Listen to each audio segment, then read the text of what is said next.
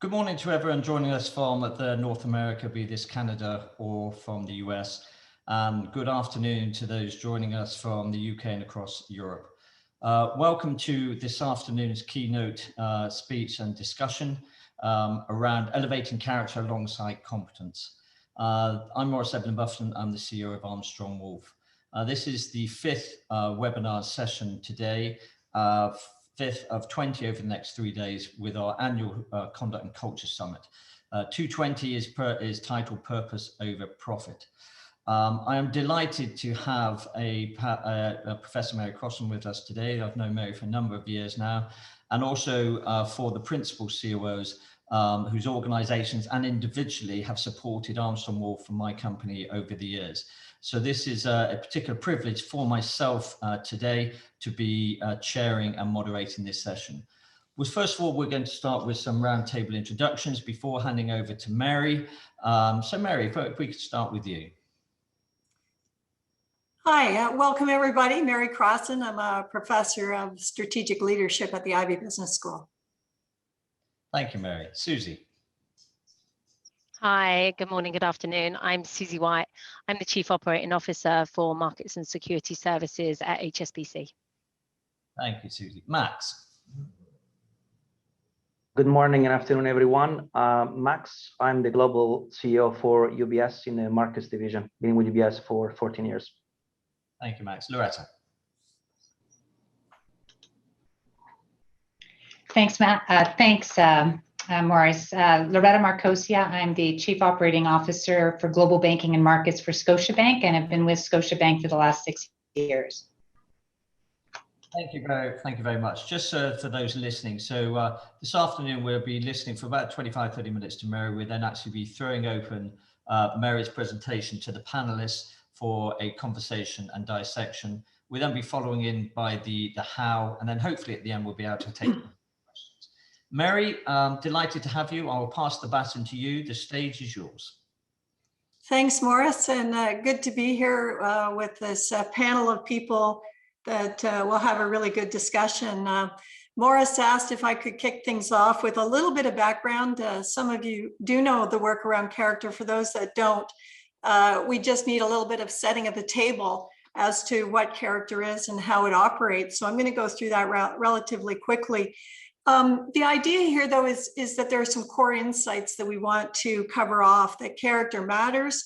It's foundational to judgment, excellence, and human flourishing. So it's actually of real interest to individuals across the organization that character can and should be developed, defined and assessed. So there's a science behind this, and that's why it's really important to spend a bit of time to make sure that we get this right. It's very evidence-based. It's intentional, it's intelligent. That really is going to set us up for the how. And it's hard, I think. I've been working in this area for over a decade now. It's very difficult often for people to understand how different character is from personality and style. So I'll spend a little bit of time on that. It's important, I think, that you pick up that it's applied both personally and professionally. So what we find in organizations is that people pick it up not simply because it's been an organizational mandate, but because it matters to them. Now, with the agenda that you've been working on, you want to be thinking about really organizational culture as a reflection of character.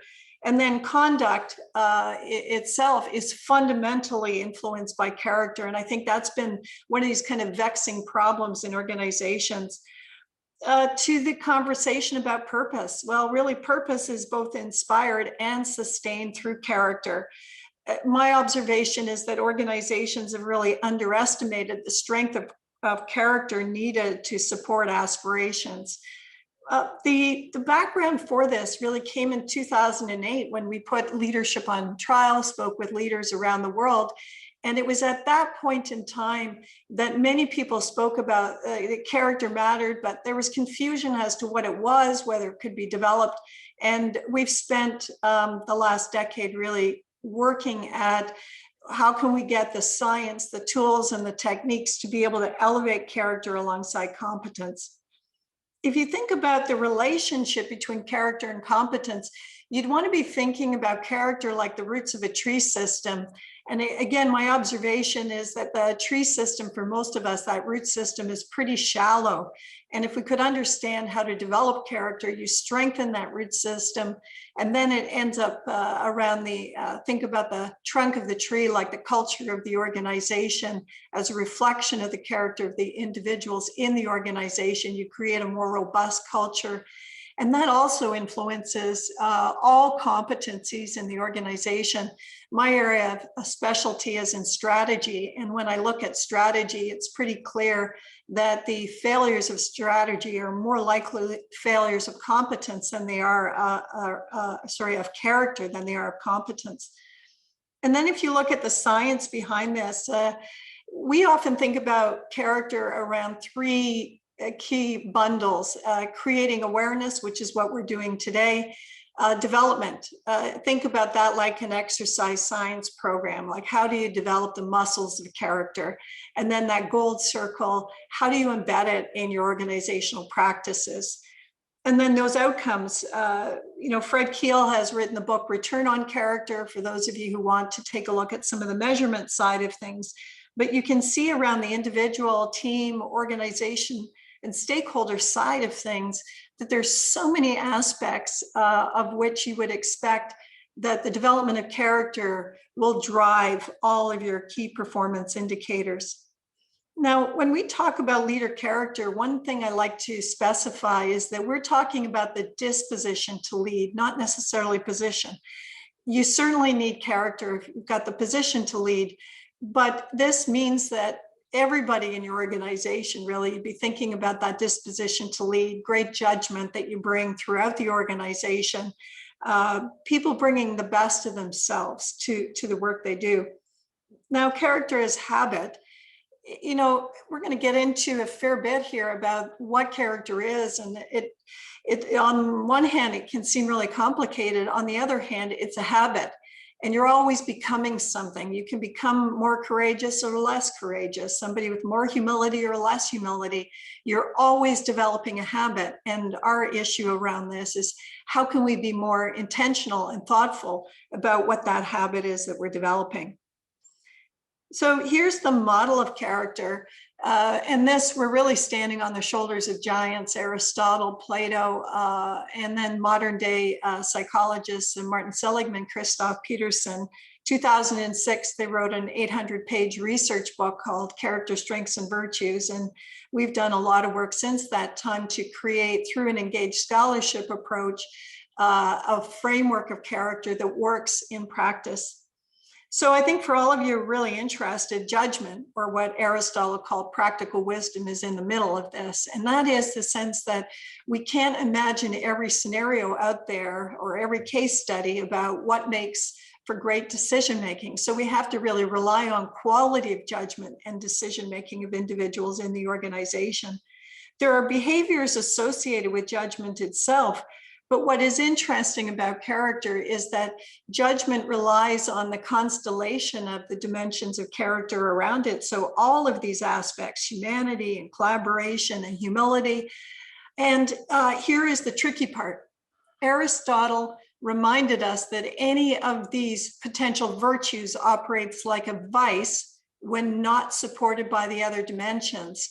And what's happened in our organizations, because we haven't really understood what character is, we've tended to overweight some dimensions of character and underweight others, creating the very scenario where something could operate like a virtue is operating like a vice. So I'll take integrity as an example, because I haven't seen an organization that doesn't value integrity. Well, first of all, valuing integrity is like telling somebody to run a marathon and not train for it, because those behaviors require training to be authentic, to be candid, to be transparent, principled, consistent. You can develop those particular behaviors. But even if we can develop that integrity, what we want to pick up is that integrity, for example, that's not supported by things like humility and humanity, is simply being, dogmatic in its orientation. Sure, you're candid, transparent, and principled, but there's often a rigidity associated with that. You may be interested to know around humility itself, self-awareness. 85% of people believe they're self-aware, but actually only 10 to 15% are. So I think a lot of us who work in leadership development know that there's a lot of work to do around that humility. Again, in organizations, we can overweight things like drive. It's great, you want as much drive as possible, but in order to have that drive, you also want to make sure that it's supporting by the temperance, that patience and calm to go along with it. A lot of people wonder, well, how does all of this work together? I use, my son works in Formula racing, and I like the analogy of a Formula race car. Your drive is like your engine of the race car, and you're typically, you're wanting to work that pretty hard all the time. The temperance is like the brake system. And it's not that a race car driver's, riding the brakes around the racetrack, but they need to know those brakes are going to be there when they need to be there. So the fact is, you're stress testing your engine as much as you're stress testing your brake system. And in organizations, we haven't really stress tested a lot of these aspects of things like temperance and humility and humanity. So if we kind of think about how you want to look at character and how it operates, then we typically like to think about it in 3 archetypes. Is it strong? Is it strong in all dimensions? More likely that's not the case, because without a knowledge of what character is or how to develop it, people have actually kind of fallen into the probably more like the 3rd bucket for a lot of us, compromise character, really strong on some dimensions, but weak on others. And that leads to the virtues and vice problem. And here, I think it becomes a really important note for organizations, because most leadership development has us focusing on our strengths and having others augment us for our weaknesses. But character doesn't work that way. The strength relies within the individual, and the compromise of judgment happens both at the individual level and at the collective level. So this compromised character is a real problem. But we can also think about weak character. Again, that's probably a fairly common state for us in organizations, because again, without the exercise of character, knowing how to do it, people are just who they are, right? They haven't really thought that much about strengthening it. And where does that lead to? Well, it leads to things like succumbing to the bystander effect, dealing with issues of things like social comparison and being weak about how you deal with things. We get problems of moral muteness in organization and a variety of those kinds of issues. So let me set up, when I say we don't have strong enough character for essentially for the context that we find ourselves in. I quite like Zimbardo's work, where he looks at and asks ourselves the question, is it bad apples, bad barrels, or bad barrel makers? And really concludes as a sociologist that we have a lot of good apples. We end up putting them in bad barrels, and we actually don't have really good design around those barrel makers. So part of our leadership issue is really trying to understand how to create stronger barrels. But this is not just around things like compensation. This would be issues if we strengthen the character and the culture of organization, we've got a stronger barrel. Now, when I think about where we're interested in character is often around, come from strategy, sustainable competitive advantage areas. It's around sustained excellence.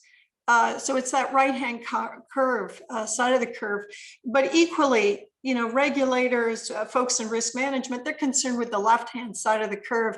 And the very things we're talking about around character enable you on both the right-hand side and mitigate the problems on the left. Because what we have is a lot of pressures, things like social conformity, bystander effect, time pressure, things like money priming, operating with the letter of the law, practical drift. There's all sorts of things that have us pushing from the right to the left.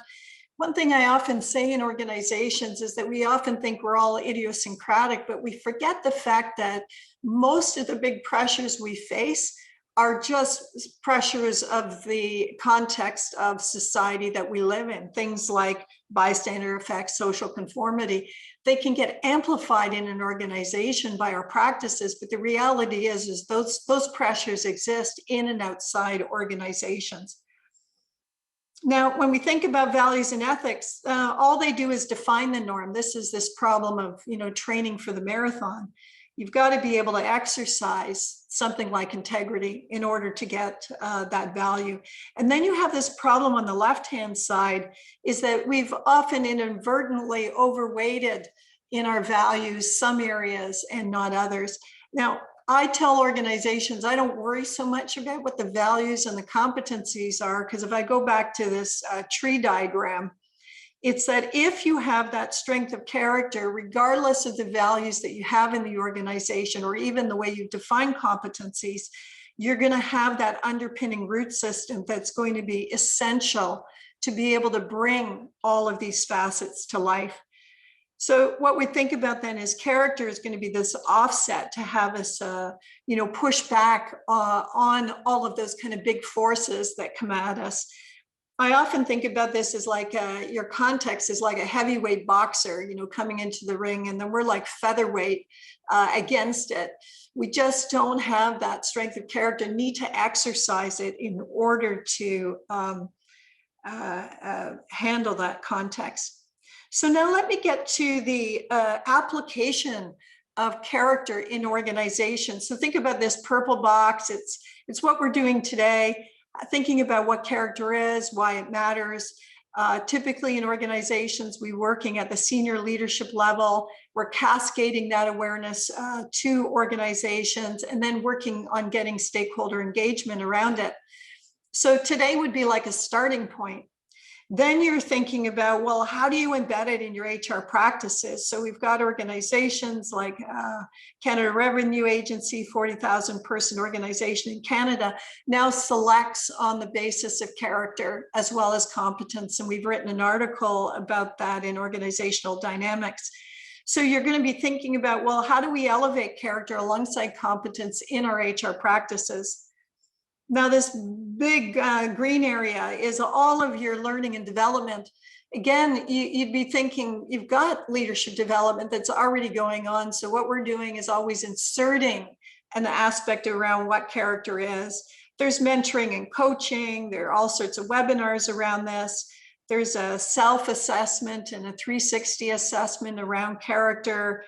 An app that we've developed that has developing character every single day that you can put in the hands of individuals.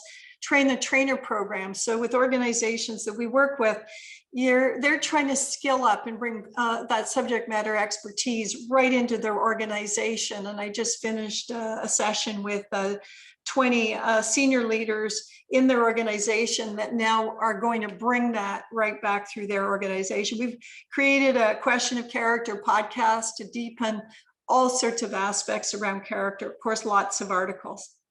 What I find most interesting, though, is that you can get all of this area of HR practices, but for all of you on the call, it's a lot of stuff in these gray boxes. So strategy, purpose, and culture. I like looking at elevating character alongside your key leverage points in the organization. So when there's discussions about culture or purpose or strategy, that you're elevating character alongside those particular discussions. So you're often using some kind of character-based initiative as you're, let's say, rolling out a strategy discussion. But that's in crisis communication. Certainly we see it a lot in COVID, your team building, your values and ethics. And we did a podcast on equity, diversity, and inclusion, where really we talk about it's pretty hard to actually tackle some of those big areas without the toolkit of character alongside it. Of course, lots in risk management. But what I also like is this gold box around operational excellence and well-being, because in spite of the fact that we want to get all of the gray and the green areas elevating character alongside competence, the reality is there's a direct connect between developing character in the green area and your operational excellence and well-being. And that is, individuals can already start to act on elevating character alongside competence. Example for me would be in a business school as a professor. You know, I work on my teaching, research, consulting work that I do in organizations. It'd be nice if the whole university was all lined up on all of these areas. But the reality is I can work within the organization at the same time I'm working on the organization, and I'm elevating my own character alongside competence. And then, of course, all of that driving towards key performance indicators. So Maurice, why don't I stop there and we can maybe open it up.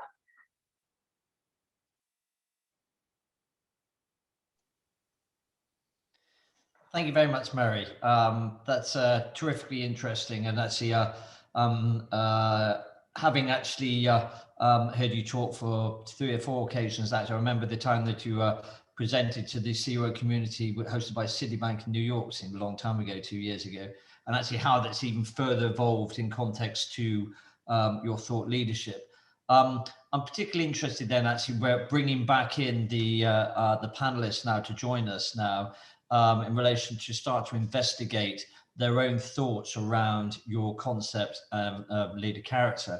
I think the other interesting thing is that since we last actually had a session together, we've obviously had the pandemic to deal with. And I think, personally speaking, that has thrown an acute and specific lens around leadership. And many would say that we've seen the shift from management to leadership over the last 12 months, and then particularly empathetic leadership in that context.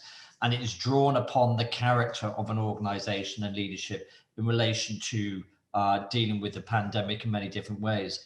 I think also when we look at the COOs on the panel as well, that they're dealing with a parallel run at this moment in how to continue to navigate their business through the pandemic, but how to plan for the future and move their business into the new paradigm, and whatever that means in relation to a hybrid model.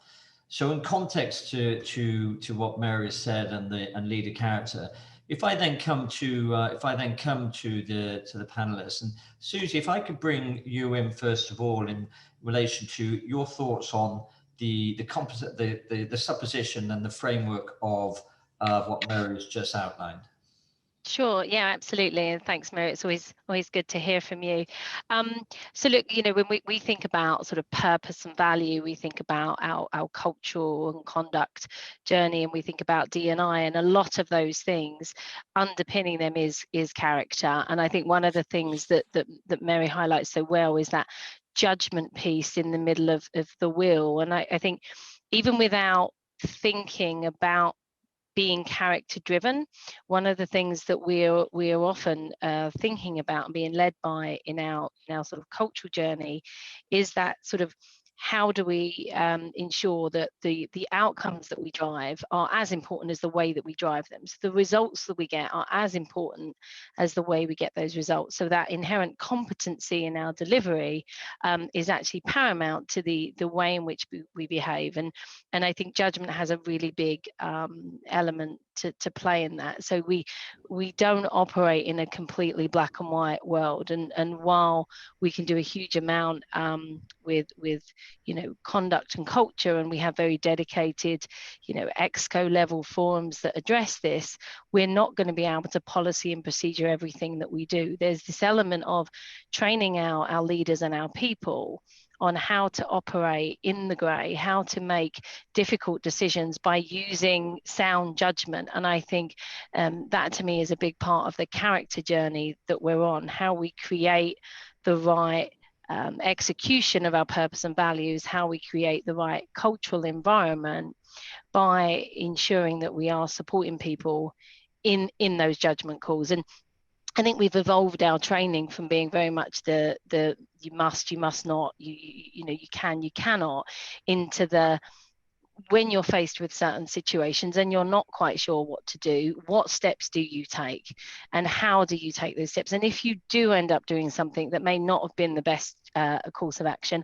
what do you then do about it? That judgment being the center of how we're trying to sort of really implement our purpose, our values, our cultural environment. So it was very, very well placed in the center of the wheel from my perspective.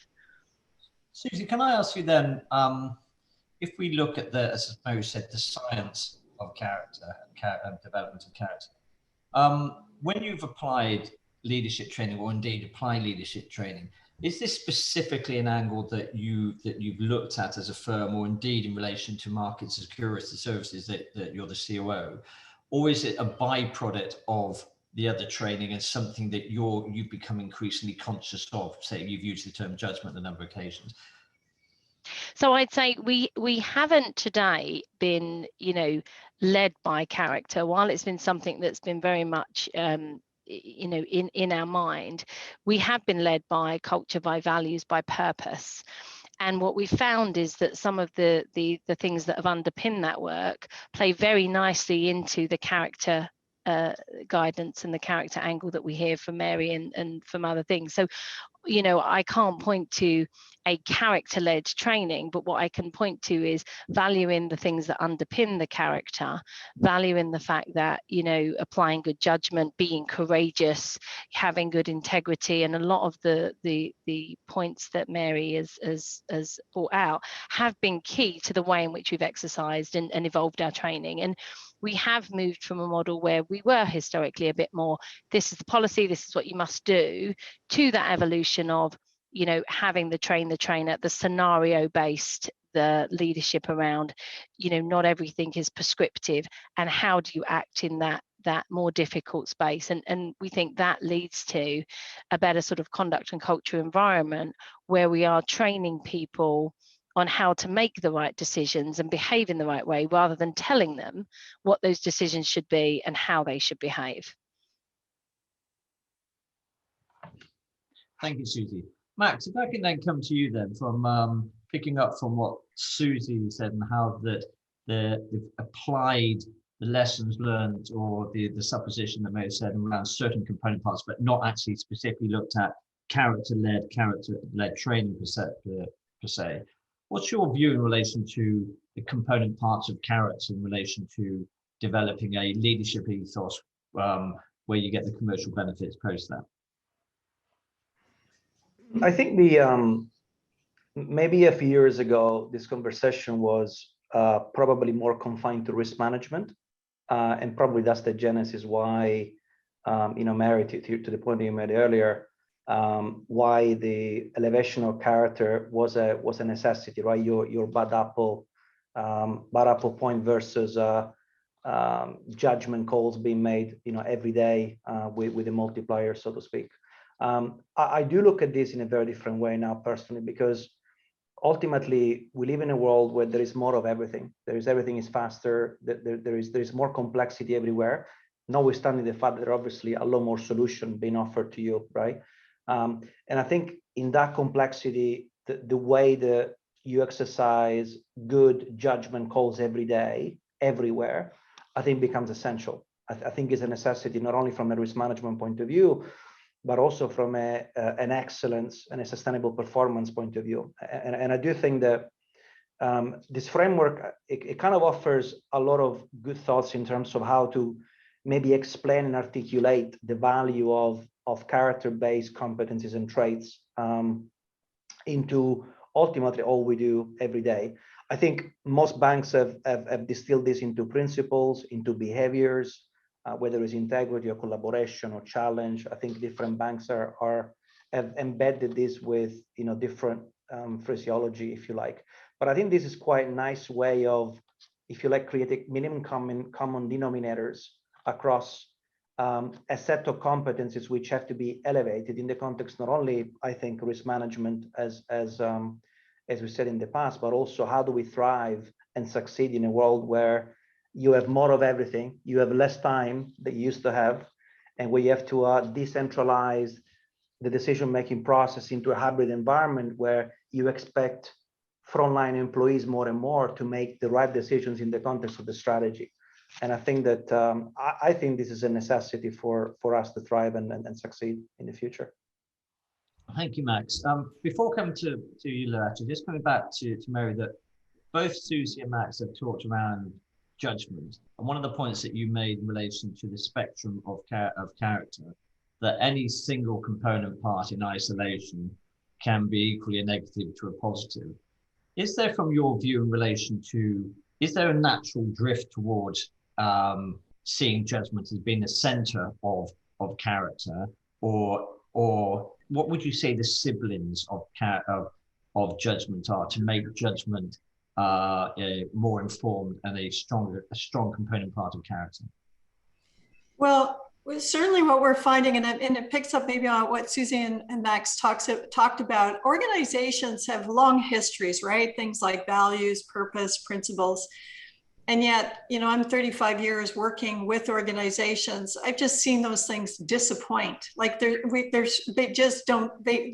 not robust enough, right, around how to do it. And I think because Maurice, the notion about really great judgment, and I like Max, the way you pick up is that in a world where we're decentralized, where there's work from home, boy, you really have to have that great judgment.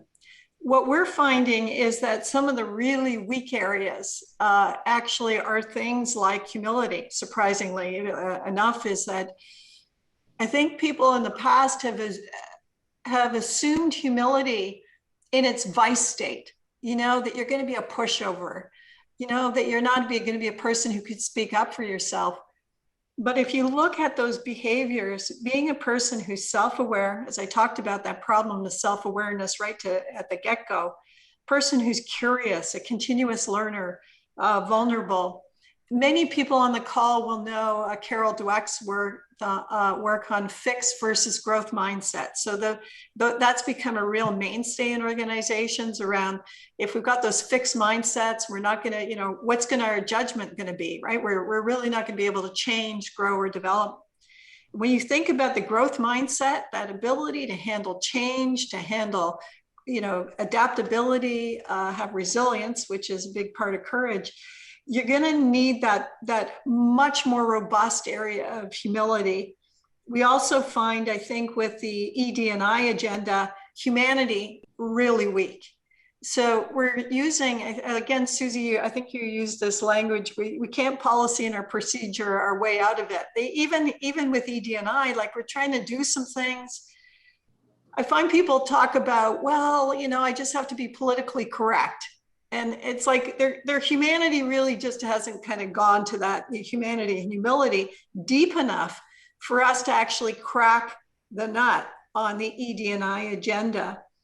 And then if I go over to accountability, oh man, that's a really big one, right? So why is it that somebody grows in the capacity for accountability so that they don't just walk on by? I call it the why bother factor in organizations. It's a huge, huge problem, right? And what is it in an individual, again, work from home setting, where are they going to elevate that accountability, and accountability to who? So Maurice, I think this issue around having great judgment, right, is that we've taken for granted perhaps things like drive. I think we kind of get that, this big compete level or results oriented, we get all of that. But some of these other ones have been really underweighted. And then we end up having this kind of problem that we see. Thank you, Mary. Loretta, with that sort of a further enrichment around broaden the lens beyond judgment, from your perspective and sort of Scotiabank and your role in being a global COO, what do you think the role of character is in relation to you when you're looking at developing the leadership of the organization? Indeed, have you looked at sort of is it been a byproduct of other leadership training, which I think most organizations will see now that they're becoming conscious of the importance of character, or have you had a pivot specifically to look at character and invest in its development?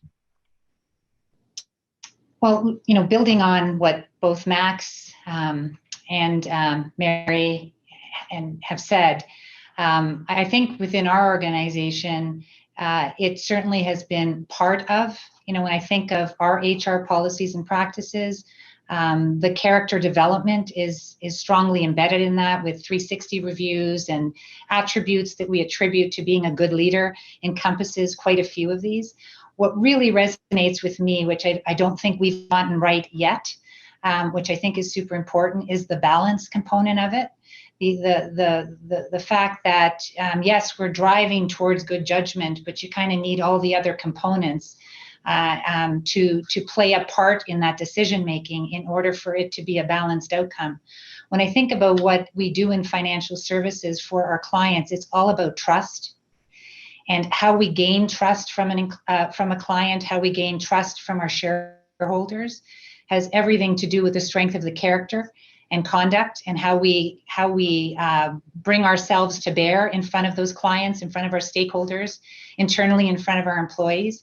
And so the development of the entire character of the individual alongside competencies really resonates. So of course, we've got these practices and policies and certainly embedded in human resources. We've got our code of conduct, which of course has all kinds of values that are associated as well. But it really does come down to the character of the individual and the actions that they take every day. And I think Mary has said that, you know, it's the everyday, day-to-day, what individuals do and how we embed that in the development of those individuals. I mean, we have some ways to go. Certainly, we're moving from the, as Susie said, you can't do this and you can do this from a policies and procedures perspective, but we are attempting from a training perspective to go to that situational based, to bring the character to life of where things have gone wrong. And I think that's an important learning. And when you distill them, whether you look back at all the examples we've had over the past 35, 40 years of financial services and all the, you know, whether the crises, you know, the biggest one being obviously the last one that we encountered in 2007, 2008, 2009, you know, it all came down to, you know, bad behavior, bad judgment. And so the learnings of that really are about the specific circumstances and the individuals involved. And so the development of that, I think, is critical. And as said, it's about striking the balance, right, in order to gain the trust of our clients and stakeholders. So we have a ways to go. We definitely have a ways to go, but I think we're headed in the right direction because we do recognize that it isn't about just policies and procedures, that we do need to develop the individual in order to make good decisions. And in order to make good decisions, you need a whole bunch of things to work properly. And, you know, drive is important, but if not balanced with temperance, I completely agree. We end up in, you know, a very difficult mortgage market that blows up the financial industry, right? So that balance is imperative for us to move forward. That's great. Thank you, Gretchen. It's great when I sort of intertwined and linking with 2 to 3 other sessions we had today. We're talking there about sort of the industry has evolved from a cultural perspective over the last 6 or 7 years. You could argue in some ways it's been a carrot and stick approach to actually developing culture based upon conduct and misconduct. And that's one of the CEOs in an earlier session said, well, we seem to have evolved and we're taking on a journey into in relation to defining what good conduct is by learning by consecutive mistakes about what bad conduct is and how we deal with that, as opposed to actually, and then we put in governance and controls, etc., to actually put parameters around it. But actually investing in leadership seems to have actually been sporadic at best over the last 5 to 6 years, as opposed to actually a uniformed requirement at every single level. Mary, picking up on then the points that made from Susie, Max and Loretta being on that journey, from when you've been looking from outside in and going in, and I'd be quite interested in relation to any case studies you've got from outside banking, large global corporates with working in multi-jurisdictional locations, etc. Any lessons that you've learned in relation to how can an organization start to go from that journey and start to embed in character? And where do you see organizations potentially falling over? They have the intent, but then they actually fell on the route to execution. Yeah, first of all, it's important, I didn't cover this off, but the work around character, because it built off the work of Martin Seligman and Christopher Peterson, it crosses culture, crosses geography. So in 2006, their work was establishing, what is it that around the world, across time, even across religions, are these dimensions of character that matter? So this is a concept that I work in Asia, I work in Europe, North America. No matter where you are, these concepts resonate. It doesn't mean, by the way, from a cultural standpoint, certain cultures end up emphasizing and overweighting some dimensions of character versus others. And I don't want to offend anybody on the call here by pointing out one culture or another, but I think we can all look at our own cultural backgrounds and say, what were we tending to be brought up with? I'm a big golfer, and many people looked at the Masters and Matsuyama, who won Japanese golfer, and his caddy at the end bowing at the Masters to Augusta. I can see some head nodding, Loretta, on that one. Is that, and there was all this discussion about what did that mean, and discussion of the Japanese culture around respect, and then the issue around, well, what are other cultures? Where is respect? In you name the country of the world that you're looking at. But then, again, you would look at a particular country culture and say, is there an overweighting on some dimensions of character and underweighting others? So what we find in leadership development, so for all of a lot of people on the call, you're working globally, you're picking up that there is a culture character kind of interface, a country culture character interface. But the beauty about it, Morris, is that because it's a level playing field, that all of these dimensions matter, regardless of the level of the organization, regardless of where you are in the world. It's like the anatomy and physiology of the body, that you can work to develop them. And what a great opportunity to learn from different cultures. For example, the Japanese culture of respect, where does it come from? How do you develop it? What does that look like, right? Or you name other cultures. So what it translates well when you're working across the globe. Where I find organizations struggle is a little bit like we've talked on this call, is that we think we have some of this stuff covered off, right? We felt pretty confident that if we'd had the principles and the leadership values and all of those things, that we had it covered off. But we have enough evidence right now to suggest it's not been enough. We're missing something. And my observation is twofold on that. One is, I think we just haven't understood what character is, like developing the muscles of the body and what it really takes to develop these aspects of character. So we've underestimated it, number one. We've also underestimated how you do it. So again, for those of us on the call, I think that if you begin to think about the methodologies we use in leadership development, I would argue we've never been edgy enough to actually go at the development of character. The underpinnings of character development rely on 4 big systems: physiology, affect, behavior, and cognition. But a lot of our leadership development is very cognitive focused. Let me just give you the information, you'll get it, you'll know it, you'll do it. And we've underestimated the physiological aspect. Look at temperance, for example. If you're going to be somebody who develops patience and calm, you just don't know it because you've got it in your head. You actually have a regulation around your physiological system, which means you're getting into things like mindfulness, meditation, yoga as a methodology to develop temperance. To develop the affect system, again, think about this. In most organizations, we've said, oh, let's get emotion out of the decision-making, get emotion out of judgment. Oh my gosh, how false is that? We want to get the toxic emotion out.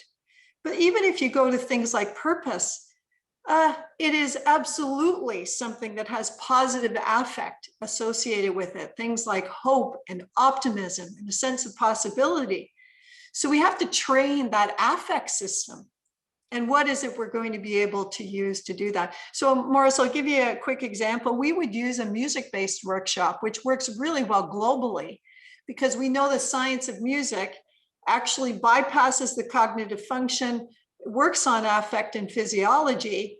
And you could actually do a music workshop that works on the development of character. And I'd ask people on the call to think about, okay, what are we doing in our leadership development that actually works on those big underpinning systems that now can actually give us half a chance to develop something like transcendence, being inspired, purposive, creative, future oriented. And here I would link it into the agenda purpose, because if you really want to have a purpose that's really instilled in an organization, it's got to reside in the muscle of the individuals themselves, not only to cultivate a sense of purpose, but to live it every single day. They really need to be people who are purposive in their orientation. Then we kind of tie it into the organization level, and now we're off to the races. So Maurice, I think it's an underestimation problem most of the time. Excellent. Thank you very much. So just want to go back to one of the points you bring in earlier on, which I think is highly relevant to the global CEOs that we have with us, is that, and this came up in one of the forums beforehand, is actually having global remit and managing multiple different cultures. But also that we had on one call, we had a COO for French Bank in the US who had to have the dynamic of actually reporting back into a global COO in France. And then we had a European head, an EMEA head of HR for US Bank reporting back into the US. And then we had an Asia COO based in London Asia Bank reporting into Hong Kong. And one of the things that came up in relation to was, we talked about national identity and national culture and character within that. And one of the things that came up in context to that is understanding that dynamic, and that the Anglo-Saxon view of the world is not one jacket that will fit all. And actually, even if you look at the divide between, say, the temperance or the character in relation to Canadians versus the US to the UK, and you could say there's a commonality in language, but we speak different language. Sort of the candor in the US is a different view, and candor in relation to the UK. Humility can actually be easily translated as vulnerability in certain contexts, whereas humility, I think, is a cornerstone of leadership. When to accept responsibility, when to actually say you've gone wrong, etc.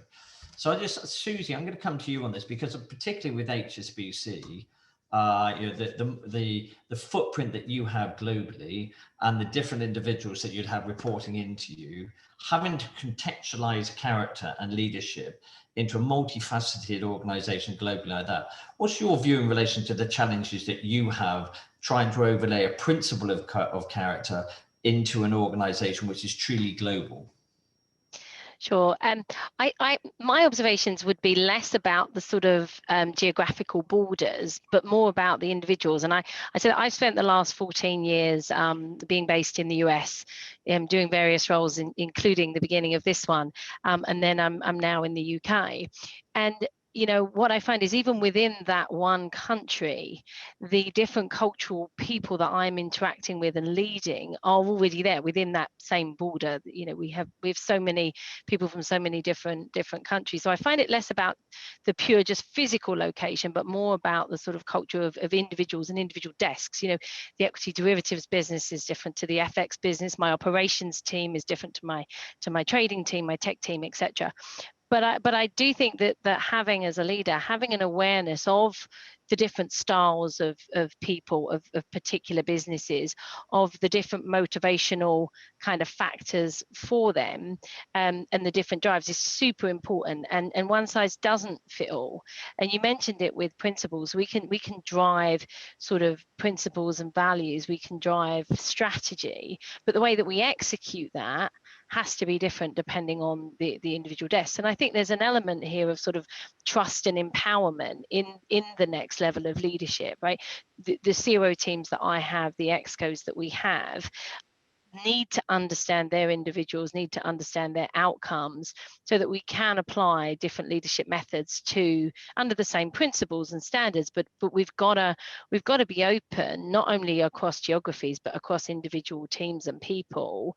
That one size doesn't fit all, and we need to take that feedback and listen and kind of adapt our style, following the sort of same principles. But I see it more, I see it across borders, but I also see it within the same entities for different businesses and different functions. So it's something that we actually think a lot about. I think a lot about, who am I trying to lead? Where am I trying to get them?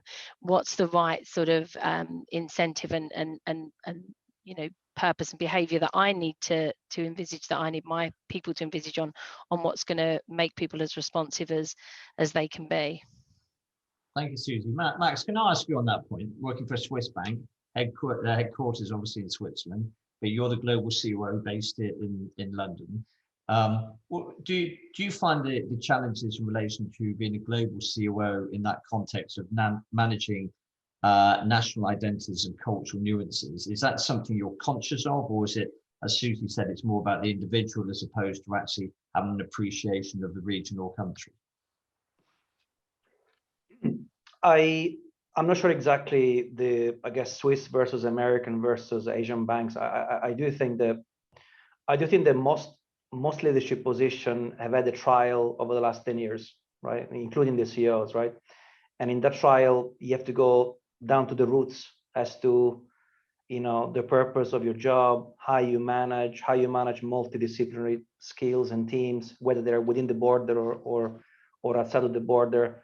And in some ways, I think this is what makes, the job super interesting, right? Is the ability to derive what you cannot derive from similar skills, similar nationalities, similar background, right? So for me, I put this into the bucket of equity, diversity, inclusion, the ability to truly listen, to really understand ultimately how to play strength with your team, and team being really something that is within your border or outside your, quite frankly, even outside of your own functional expertise, right? And that, I think, is where you see amazing things happen, right? When you actually empower multidisciplinary organization under singly driven purpose to achieve great things, right?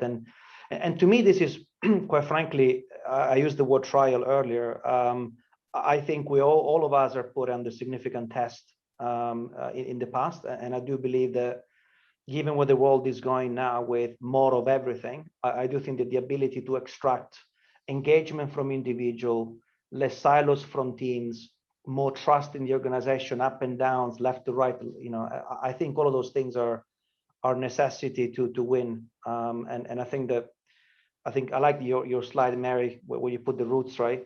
When you go down to the roots, it's not really what you learn, it's how you learn it, right? And I think that to a certain extent, getting a student mindset at all level in the organization, and being able to continue to learn, and I think you use the word, obviously, humility as well.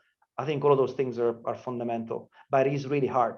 I don't think that this is easy, and we shouldn't really think that this is a textbook. This is about practicing and being very aware and leading by example, in my view.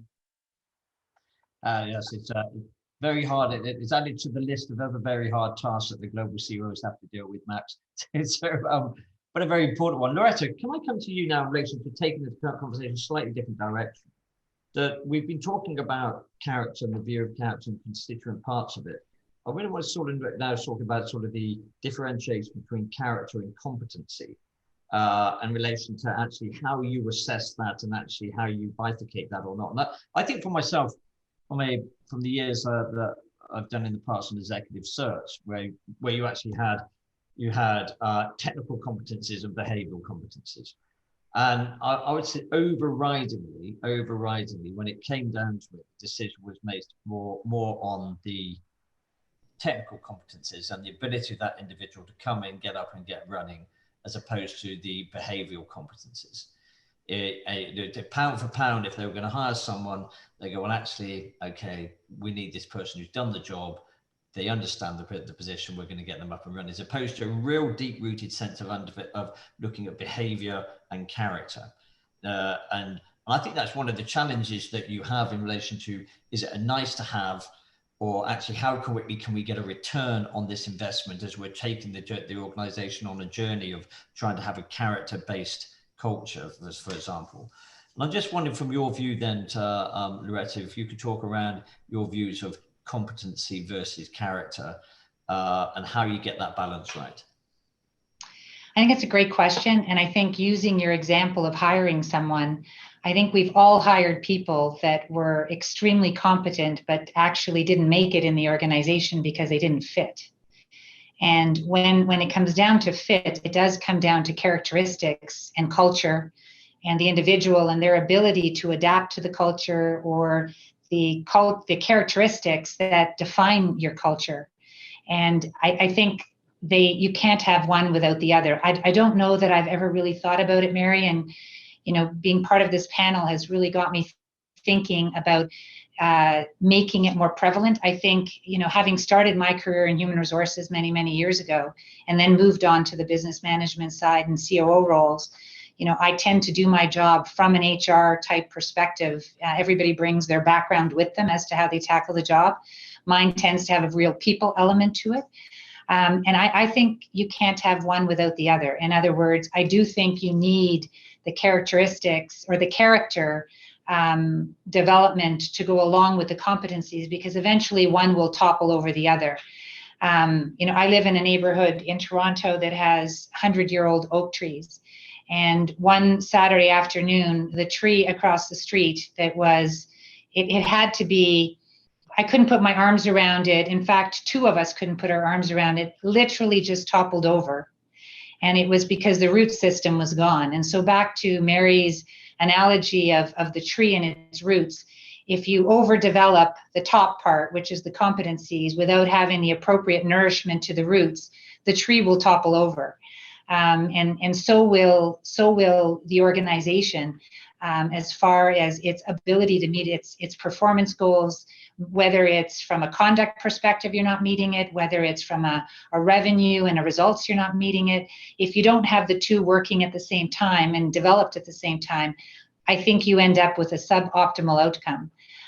So I don't think you can have one versus the other. I think we probably have more character development embedded in our practices than we acknowledge, but it's not called out, and therefore it's left to chance. And I think that's the opportunity, which is actually calling it out and having appropriate programs around character development that go hand in hand with the competencies, and linking the two potentially might be a good way of ensuring that you're leveraging what you currently have. But I think they're critical to go hand in hand. And Warren Buffett's example, if you can have integrity and intelligence and skill, but if you don't have integrity, the rest of it, it kills you. And so, I mean, that to me spoke volumes. And I think we can all point to examples where that's exactly true. So in order when you look at the canopy of a tree, it tells you what the root system looks like. So to me, the two have to be somewhat equal for the tree to stand healthy and strong. It's a very interesting point, actually, that I like oak trees, England's national tree. So it's a very interesting point to make on that, sort of the competencies versus the character. And I was thinking about, we probably all do character assessment, have been doing for years without thinking about it, because we've all had the annual appraisal process as a manager going, okay, I've now got to assess you against your leadership, your integrity, your honesty, your judgment. And it's almost like a subjective view of, well, 1 to 5, and I think you're okay on that.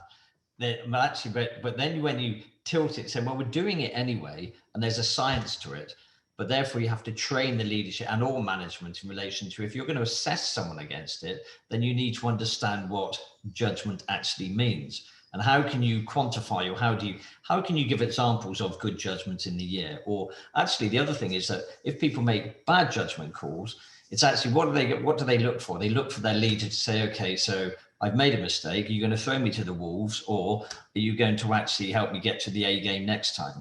And I think one of the problems the industry has is traditionally everything about it. You talked about results, Loretta, is everything short-termist. The results are short-termist. It's quarterly basis. At maximum, it's a year in, year out performance. And actually, these sort of things and cultural shifts take years of investment. Just like a tree, if we're going to continue the analogy, a tree to grow its roots, actually to be stable, takes years. And even then, it's not stable if you don't, as you say, nurture it and water it.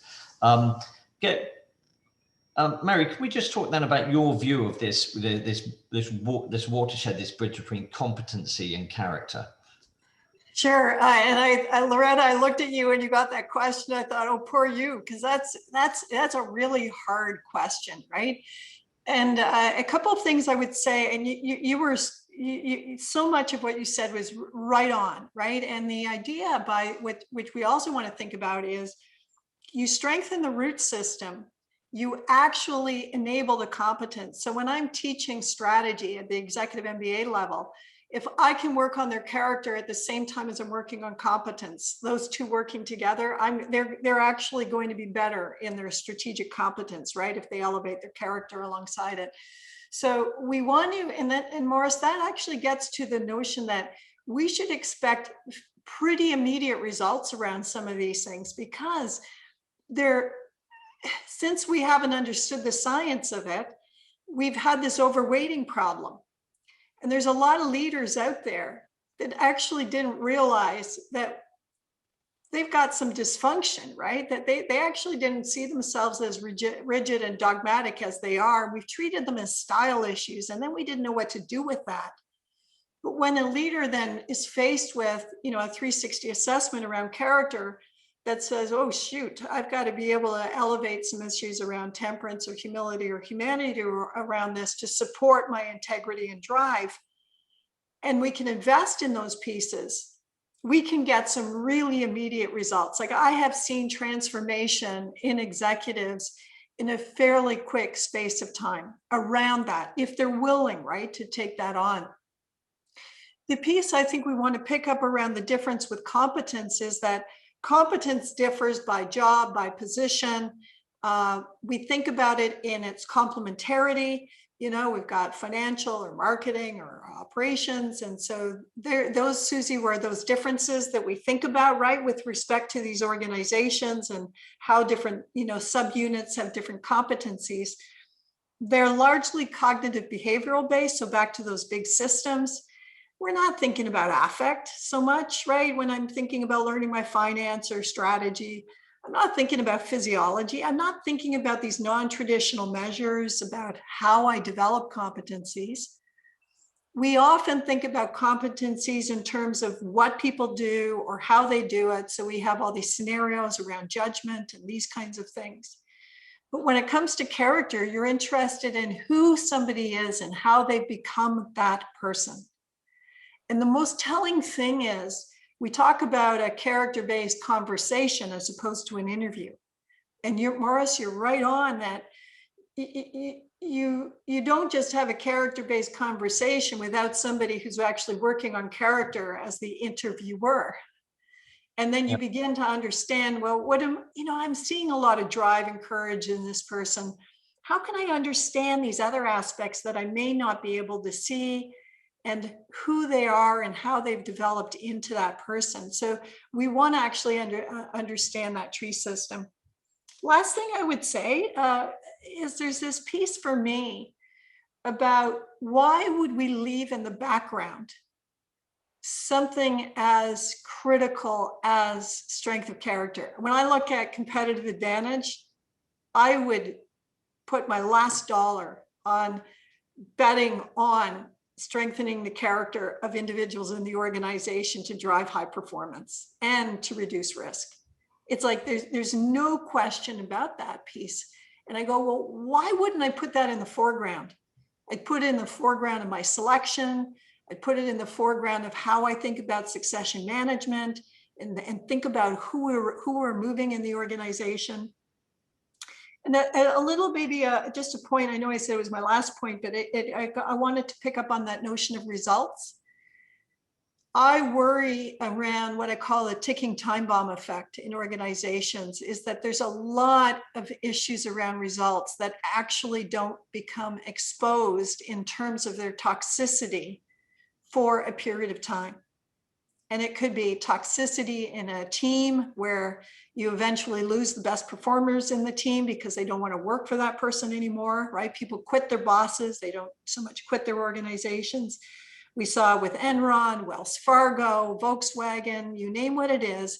When it comes to decision-making in organizations and judgment, we get this kind of toxicity that builds up, and then it reveals itself at a period of time afterwards. So simply looking at results is a really inadequate place. We're saying if you want to predict your quality of results, look at the strength of character of the individuals in the organization, and ultimately look at their quality of conversations. Could you therefore argue that actually character, investment in character, it all becomes part of your operational resilience framework, doesn't it?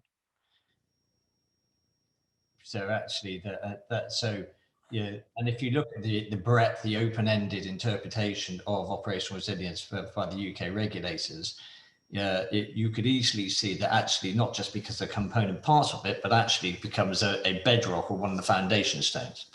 Or am I extending it too far, Mary? No, I think that, again, if I'm looking as a regulator, I'm an investor, I'm looking at anybody to predict high performance of an organization, looking at the strength of character of the individuals within the organization, and you can observe that, right? We know because these are observable behaviors. You could be watching, I can watch a management team meeting, and I could give you an assessment of the character of the individuals in the room around that. And we could look at the risk associated with the fact that we're overweighting on some dimensions of character and underweighting others. So to me, this is the atomic particle that you'd be looking at with respect to driving great judgment in an organization. So, and as we get to the how-to part of this, because it's observable behavior, right? It's not as mysterious as you might think it is.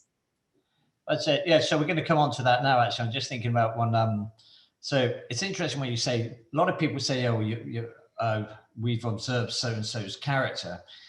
That's usually being used actually when that individual, when there's a specific pressurized event has actually been unfolded, or where actually you suddenly become conscious of frailties in that person's character, or the flip side, in unexpected strengths being developed, demonstrated. We've probably seen that over the last 12 months, that you've probably seen certain people step up that you didn't realize they had that character to demonstrate. And it's taken this unforeseen event for them to actually demonstrate those characters rather than you being consciously assessing them against it.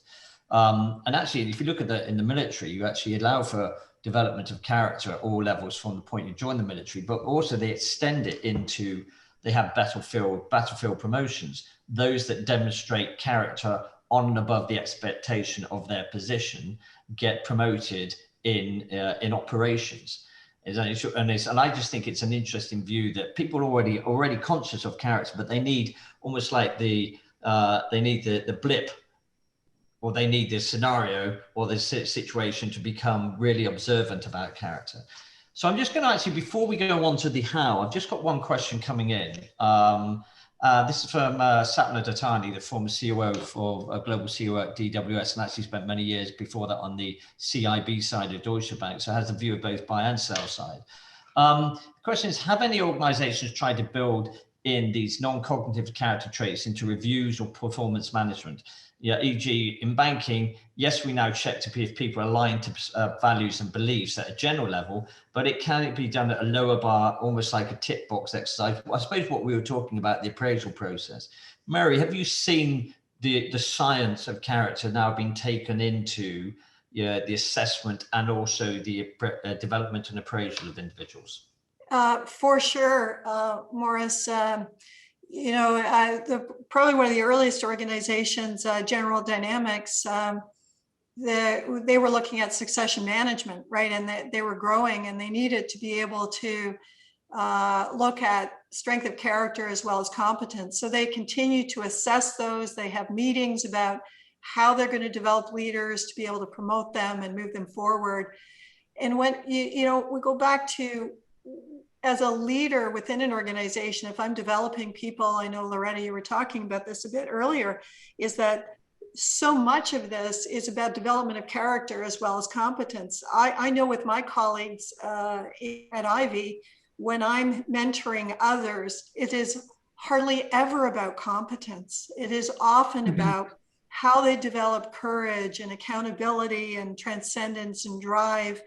And this kind of capacity to handle, Maurice, crisis reveals character. Well, it exposes us, and most of us realize that we'd like to have a lot more character, right, to be able to handle the crisis personally and professionally that we have. I think a piece that we maybe should pick up here is that because different from competence, that character matters both personally and professionally. You have a huge leverage point because people get, particularly under COVID, that the crises they're navigating are demanding more character than they have, right? And it's affecting well-being. And so what we get is that there's a lot of resonance for this, where people are saying, man, sure, I need it professionally, but I need to figure out how I myself am going to develop more transcendence or courage or drive or temperance. And then this piece that you also pick up as a parent, many people are parents, right? In these organizations that we're in, they get it immediately. So working with a capital markets group at one of the banks that I was with, with the senior executives, one of the first questions I got from one of the executives is, how could I get this for my 13-year-old son? And I thought, the moment he understood that he would understand it for himself. And with the, half dozen people that were sitting around the table, one executive right off the get-go said, his insights, I need to be better at this, and these are very senior people who are incredibly accomplished, Maurice, but where have we had this basis that people actually have the facility to have conversations about the development of character? So for sure you can embed it in all of those practices. Can I ask a question of Mary before we move on? The whole concept of nature versus nurture, I'm sure you get this all the time. I think one of the reasons potentially that character hasn't been at the focus of development like competency is because people assume you are what you are. In other words, your value system, your judgment, your ability to use judgment isn't necessarily based on experience. It's based on, how you were born and how you were developed at a young age. That's probably why we don't see many of these things. Like, what are your thoughts there? And of course, speaking to children, that's obviously the debate amongst children. How much of it is nature versus nurture? Yeah. So Loretta, when 2008, when we were with those senior leaders, a lot of them thought you're kind of born or you're developed by the time you're 5, or your character is set pretty early, and that it turns out it's absolutely false, right? It is a habit of behavior. We know what these habits are. It's like the muscles of the body. Later today, I'll go out, I'll exercise. Where's my exercise program for my character? I know that I need to exercise my body, but where we exercise character, and if we understand what it is, we can strengthen it. So I think, Loretta, you're really hitting something, a misnomer about it. I work with a professional sports team. Look at, these teams, they're not going to sacrifice, they can't afford to sacrifice performance day in and day out, right? So they want to elevate character alongside competence. They want to be able to select players with character. They want to embed it in the organization. And, the captain of the team, after one of the first sessions that we did, he came to me and he said, well, actually, I came to him. He was sitting quietly after the team had kind of left the room. And I said, how are you doing? And he said, I just thought you always were who you are. I never understood you could develop this. And he's the captain of the team, right? It's fascinating to me. It's been a huge blind spot. I liken it back to 25 years ago in exercise science and nutrition, where we were, right? Where we began to understand there's a science to this, and we can develop it. We can understand it. We can do it better. We can get tools and techniques. We're just on the cutting edge of it with character. And I'm pretty excited for organizations to see, and individuals within them, to see the possibility that exists, when you embrace it.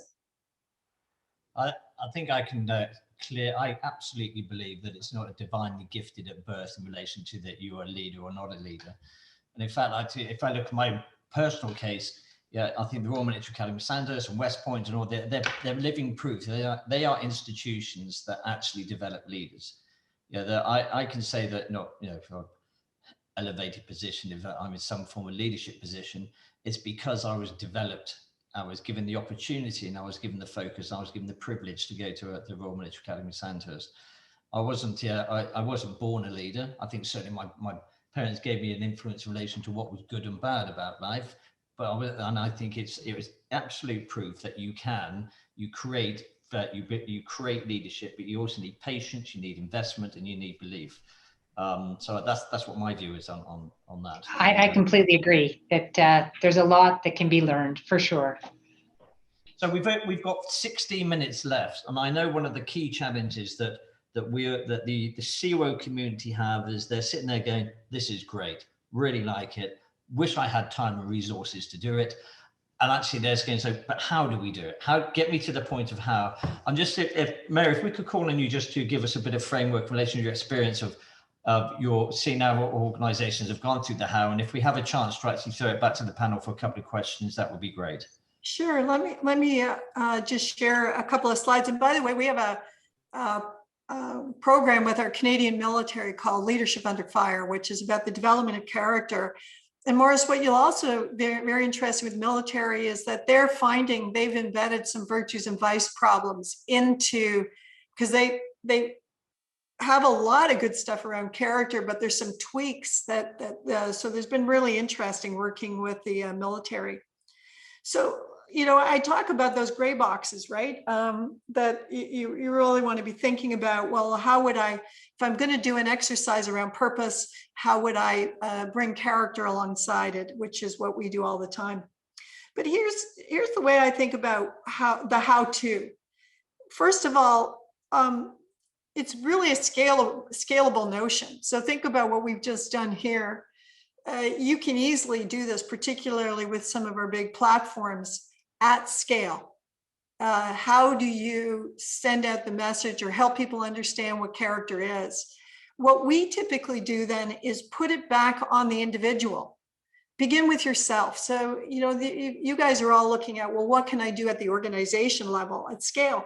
But the fact is, if you light the fire around character, you put it back on the shoulder of individuals. They can self-identify character dimensions.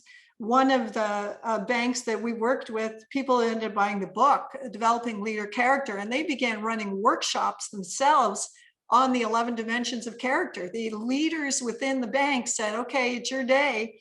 This month we're going to run a temperance workshop. So we created the podcast, Question of Character podcast. So there's all sorts of rich information about that. So if you're interested in selection, there's a great podcast on that one. EDI, we just did a podcast about that. So we've got some introductory things that people can look at.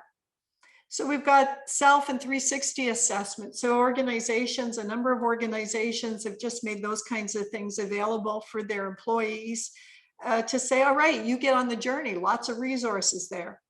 We developed a Virtuosity app, which is being piloted in 2 organizations right now, because we said, we don't want to have training and development requirement of the entire organization around this. Why don't we customize it, put it in the hands of individual with all of the intelligence around that? So then exercise it with others. So you can begin with yourself, but how do you start having those conversations, right? Once I'm developing character, I can begin to think about it with others. So for people on the call who have mandate for aspects of the organization, now you're thinking about what can we do next? Well, you're embedding it in your organizational practices, like that strategic roadmap that I talked about. And here I love it's a collaboration between your strategic leaders.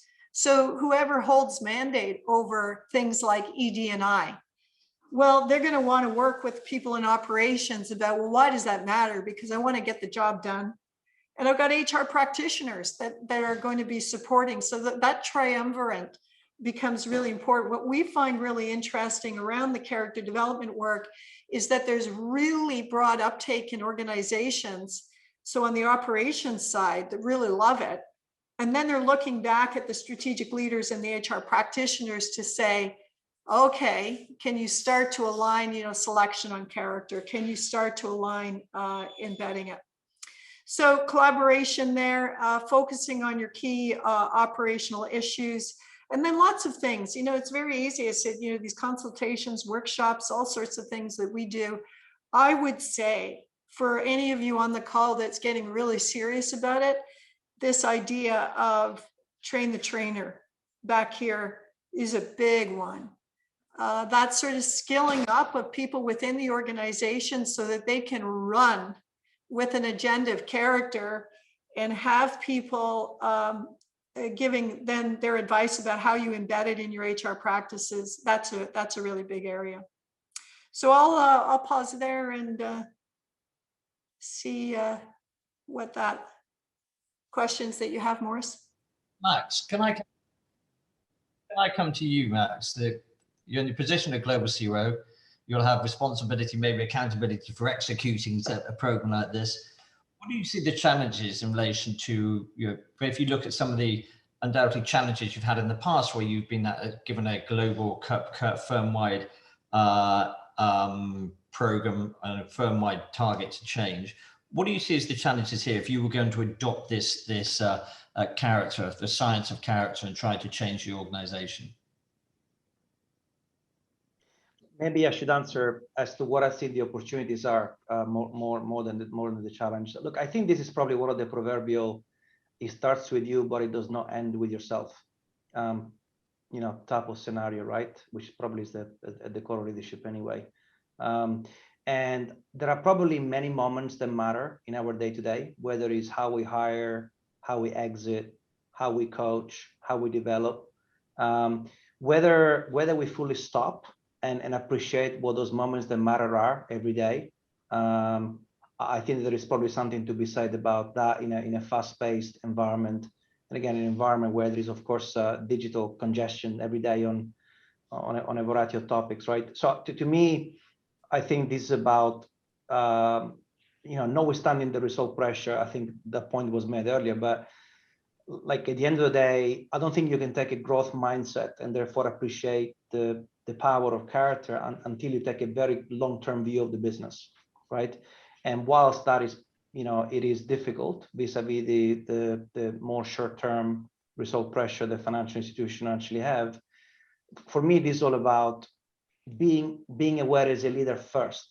There's no stuff that you can preach until you practice yourself, right? And I think there is probably a theme around being authentic as a leader before influencing other people on these topics, right? And so that, I think, is for me is where it starts and what it probably it's the foundation of the journey in my view, no matter what levels you are. Well, we're almost like reverse the tone from the top. So if that's you start with the CEO, if we're going to have character, then the CEO would need to actually have a reflection and review of their own character, and actually if they're going to lead in that context. Susie, yes, Max, you were going to say something. No, I would say I look at this as a practical obligation of being a leader. Yeah, I don't even think it is a title related obligation. I think if you are in a position of leadership and affect people's results and career and lives, you have to take this view. Susie, your views on the challenge of or the opportunities, as Max has rephrased it, the opportunities being presented by character. Absolutely, I agree with Max on that. That's where I would start as well. Start from within, start from ourselves, and then I think as COOs, we generally like to assess the current status, right, as we plan our execution of things. And I think I really like Mary's leader character framework, and I think what one of the ways that I would look to execute this, following that authentic piece that Max starts with, is to say, look, you've heard me talk about judgment. I've spoke about courage. Collaboration is a massive thing with us and many large institutions. We don't survive without it. Justice, I think, is very much focused on in our whole D&I agenda, and some of the things we've spoken about in hiring practices and hiring for skills rather than experiences and characteristics. So I think there's elements that I can see within our leadership development. We are focused on some of those circles in the framework. So I think what what I would do is to assess, okay, where I have them and how I can bring them together, but then where I'm not focusing on any of these other attributes, and where could I naturally do that within some of the leadership work that we do, some of the cultural work we do, and then where I have that gap, and then look at that from a pure character lens. And I think bring that sort of very intentional character lens over it, not try and recreate anything. I think what we find is if all these very large new ideas sometimes take a while to get off the ground, but I think if you can bring people back to the fact that we're doing some of this already, but let's look at it through this pure character lens, let's think of where those gaps are, to where we're not thinking through our D&I work about justice and fairness, and we're not thinking about judgment in our conduct exercises, but sort of brand it without recreating it, I think is an approach that we could take. But do that assessment of where do we think we are, where are we thinking about it, and that education. And the train the trainer is a really effective tool. I think you're right, Mary, we use that a lot here as well. People like to be trained as well from people that they know and they trust, and they're part of the business, not just online learnings and external type companies. So yeah, I think it's picking up from Max in terms of that authentic leadership, but then doing that assessment of where we are against the framework, and then going from there. So it's actually I can imagine that, yes, you're absolutely right, Susie, that if you reframe this as a refinement of book of work that's already in place, as opposed to introducing another book of work, it's going to have it. You can almost introduce it by stealth, actually. All we're doing is refining what we've already done.